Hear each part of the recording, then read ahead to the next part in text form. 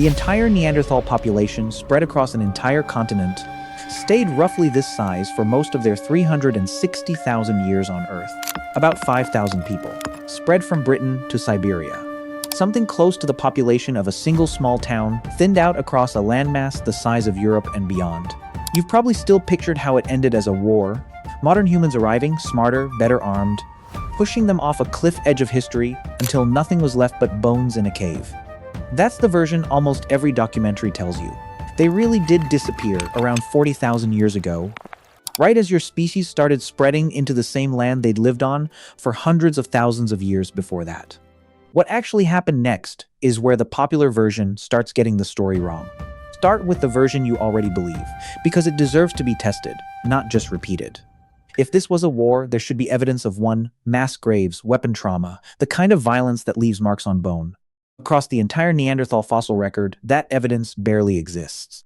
A handful of contested cases, out of hundreds of skeletons, over hundreds of thousands of years. Whatever ended them, it left almost no wounds. It also wasn't that they were stupid. Neanderthal brains were on average slightly larger than a modern human's. They made specialized stone tools, controlled fire, buried their dead, and there's now solid evidence they made jewelry and cave art of their own. Decades before modern humans get credit for the same thing in the popular story. The brutish caveman you're picturing is mostly a 19th century mistake, made by scientists who misread an old, arthritic skeleton as the species' normal posture. Whatever went wrong for them, it wasn't a shortage of brains. So if it wasn't a massacre and it wasn't stupidity, what was it? Start with a number that sounds too small to matter, and turns out to explain almost everything. Geneticists measure genetic diversity by comparing the two copies of a chromosome every individual carries, one from each parent. In a large, healthy population, those two copies differ constantly.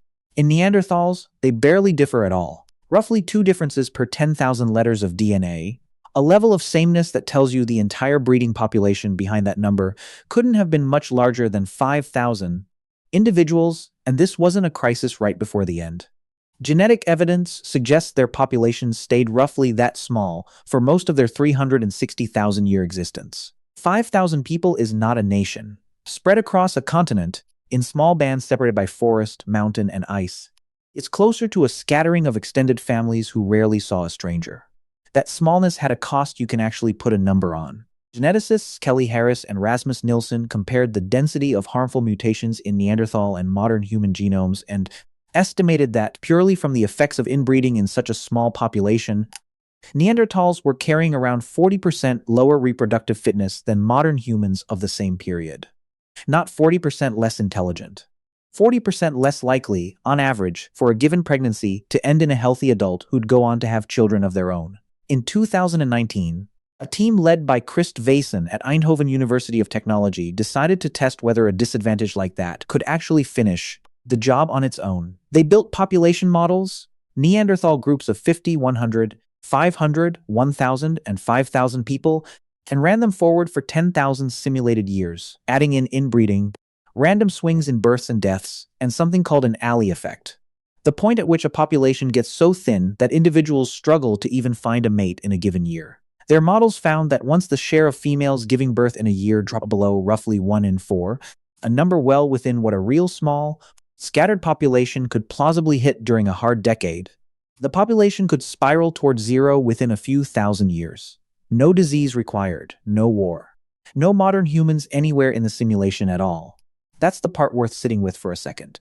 In these models, Neanderthals didn't need us to disappear.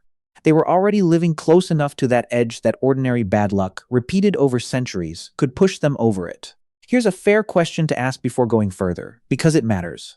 How confident can anyone actually be about a population that vanished 40,000 years ago? Population models built from modern hunter-gatherer data are an informed simulation, not a recording of what really happened in any one valley in Ice Age Europe.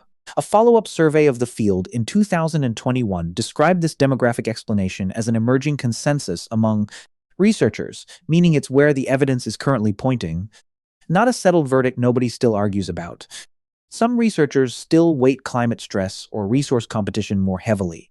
The honest picture is a small, fragile population under multiple pressures at once, not one single smoking gun. So where does your species actually come into it, if not as the villain of the story? Your species doesn't seem to have arrived as a competitor so much as an interruption. A 2024 genetic study led by Ludovic Slimuk found signs that late Neanderthal groups were also becoming increasingly isolated from each other genetically, different valleys, different pockets, drifting apart with less and less contact between them, on top of the small numbers each group already had. When modern human groups started moving into the same landscape in small, scattered waves of their own, they didn't need to fight anyone for territory. Their mere presence, threaded between already isolated Neanderthal bands, was enough to cut off what little contact those bands still had with each other. Fewer chances to find a mate two valleys over, fewer opportunities to top up a gene pool that was already running thin. You don't have to win a war to end one side of it. You just have to be in the way of the last few roads still connecting them, which strangely might be the actual answer to why your line made it and theirs didn't. It probably wasn't a bigger brain. The clearest advantage modern humans seem to have had was reach. Sites hundreds of kilometers from the nearest source of certain stone tools or seashells show up deep in modern human territory. Evidence of exchange networks stretching far beyond what any one band could gather on its own. Neanderthal sites show nothing like that same distance. You didn't outthink your way to existing. Somewhere back in that population, someone kept making the trip to the next valley, and the one after that, trading a shell or a story or a stranger's daughter, long after it would have been easier to just stay home. If you want the short version, the species that kept reaching past its own valley is the one you're descended from. The species that stopped is the one whose bones we now dig up wondering what happened to them. A brain slightly larger than yours, buried with no marks of violence on it. A gene pool that never got much past 5,000 people in over 1/3 of a million years. A model that shows extinction was possible without a single modern human ever showing up. And a follow-up study only a year or two old, suggesting the isolation was getting worse right up until the end, right as your ancestors started arriving in between the last few groups, still holding contact with each other. Tonight, somewhere in your contacts list, in your group chats, in the people you'll message for no real reason except to keep the thread alive, you're doing the one thing the Neanderthals appear to have stopped doing in time.